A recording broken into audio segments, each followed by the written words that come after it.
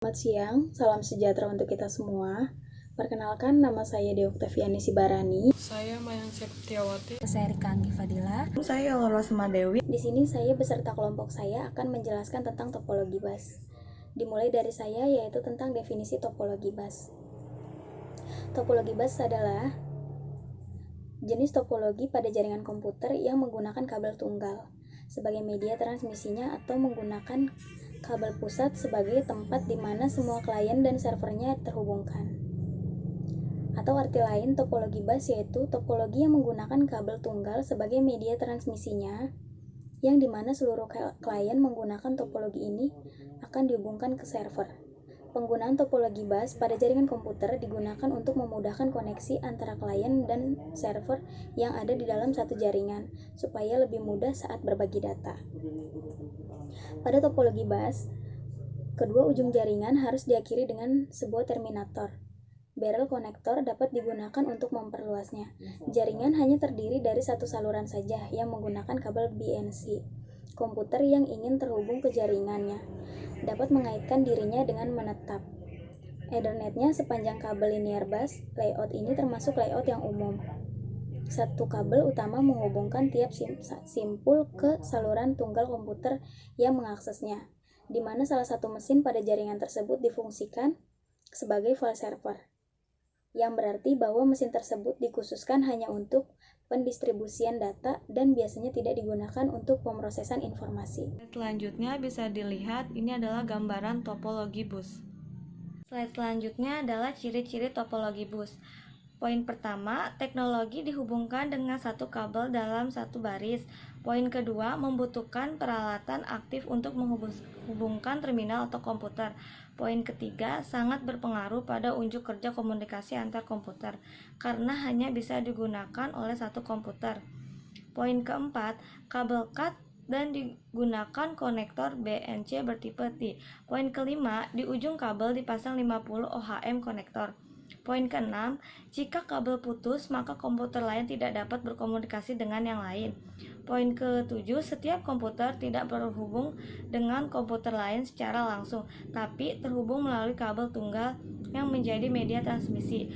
Poin ke-8, kabel tunggal tersebut merupakan jalur yang akan dilalui oleh data. Poin ke-9, biasanya pada bagian ujung kabel utama akan dipasang terminator yang fungsinya untuk menghentikan sinyal supaya tidak berbalik arah ke sisi ujung lain. Fungsi topologi bus itu untuk menghubungkan komputer sehingga masing-masing komputer dapat saling berkomunikasi. Topologi bus akan menggunakan kabel utama sebagai pusat lalu lintas data. Nah, kalau untuk karakteristiknya tuh ada 5. Yang satu merupakan satu kabel, yang kedua ujungnya ditutup di mana sepanjang kabel terdapat node-node. Yang kedua, signal melewati dua arah dengan satu kabel, kemungkinan terjadi collision atau tabrakan.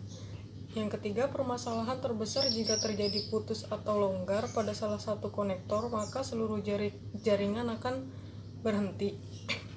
Yang keempat, topologi bus adalah jalur transmisi di mana signal diterima dan dikirim pada setiap alat atau device yang tersambung pada satu garis lurus pada satu garis lurus atau kabel. Yang kelima, signal hanya akan ditangkap oleh alat yang dituju, sedangkan alat lainnya yang bukan tujuan akan mengabaikan signal tersebut atau hanya akan dilewati signal.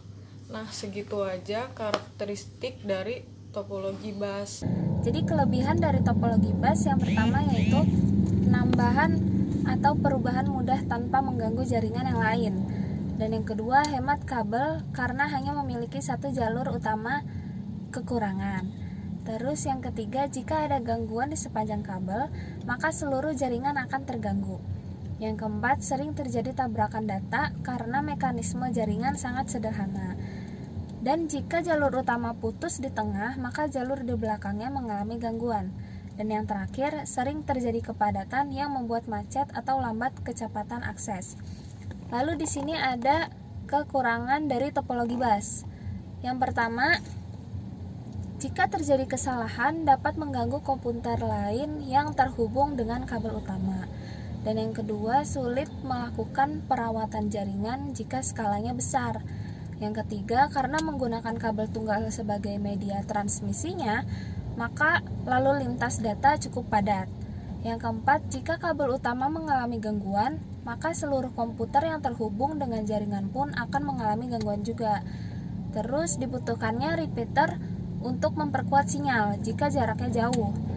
Terus ada sering terjadi tabrakan antara data, dan yang terakhir sulit untuk mengidentifikasikan kesalahan atau gangguan. Jadi di sini juga ada contoh dari cara kerjanya topologi bus, bisa dilihat. Sekian dari kelompok kami, kurang lebihnya mohon maaf.